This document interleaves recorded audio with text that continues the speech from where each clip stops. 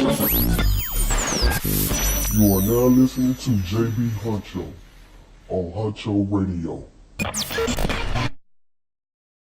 Yeah, what's up, YouTube? Y'all already know who it is, man. This is another episode of the Huncho Radio, episode 6. And today, we got a special guest in the building right now. You feel me? We got my friend, my homie, Wolflee. She's in the prison right now. So, first and foremost, I want to say thank you. I appreciate you coming on my show. You are my first interviewer I've done on this show, so thank you for that.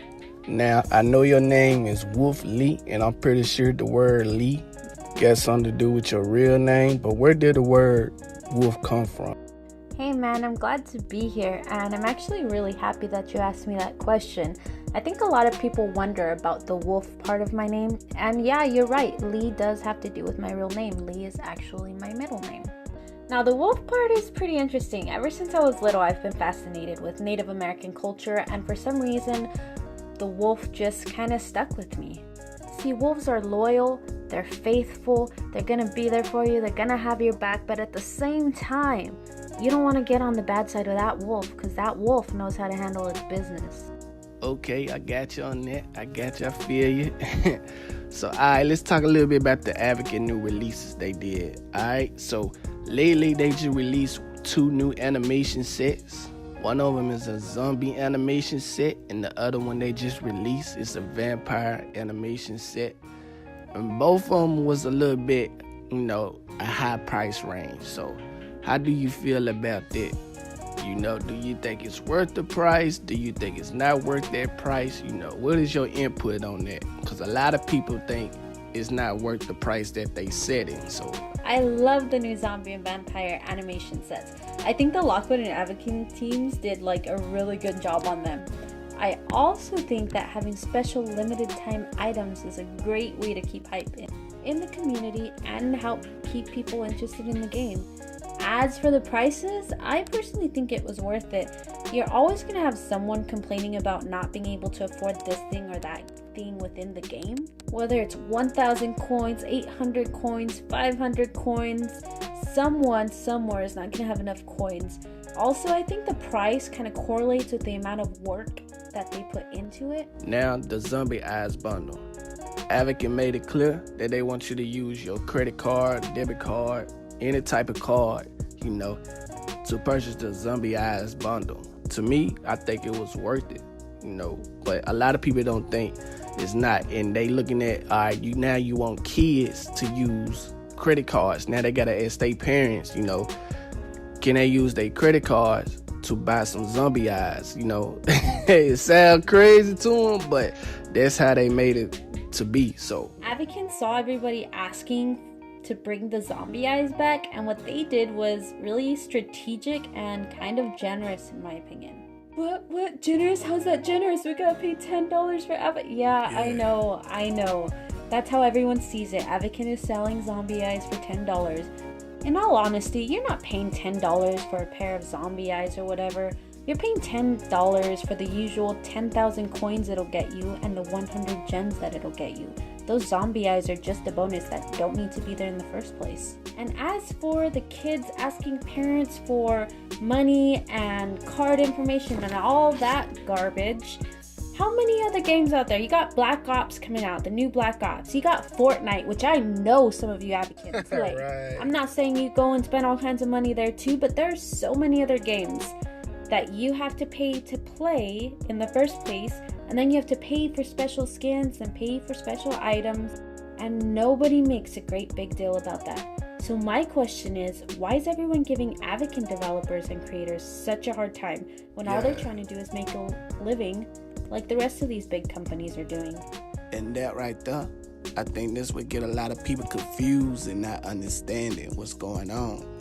Because at the end of the day, to us, it's just a game. It's a game platform. But to them, it's something they love to do. They making a living off of this. But at the same time, in order to satisfy their customers, they gotta invest money, spend money to make that game grow and supply all their needs for the game to grow. So at the end of the day, business gonna always be business to them. You know, even though it's a fun game to play on, it's still gonna be about business. Man, honestly, like from the bottom of my heart, this is what it all comes down to, you guys. Our game is their job, and our pastime is literally how these people make a living. Avakin definitely offers more ways to earn coins in game other than paying versus all these other games where you only can buy things with money. This game is still enjoyable and playable if you've got friends to play with, and you don't need every single new item that comes out in this game for real. Just take it for what it's worth. This is my opinion, man. Congratulations hitting 2K subs on your channel. And I seen you celebrated by doing that spicy noodle challenge, which was crazy, by the way. I couldn't do that. I don't know how you did it, but I couldn't do it. So what's next for Wolflee? Tell everybody that's listening and viewing this interview right now what you got going on. Because I know you got 2 giveaways you got going on right now on your IG page. Plus the one with me and you doing together along with other YouTubers, which is the 150K giveaway. But what's next for Wolflee? Thank you, man. I appreciate that. Yeah, that spicy noodle challenge was crazy. It was so hot. It was a lot hotter than I expected it to be. But I did it. I got it down, so that was pretty cool. As for the giveaways, yeah, I've got a few going on.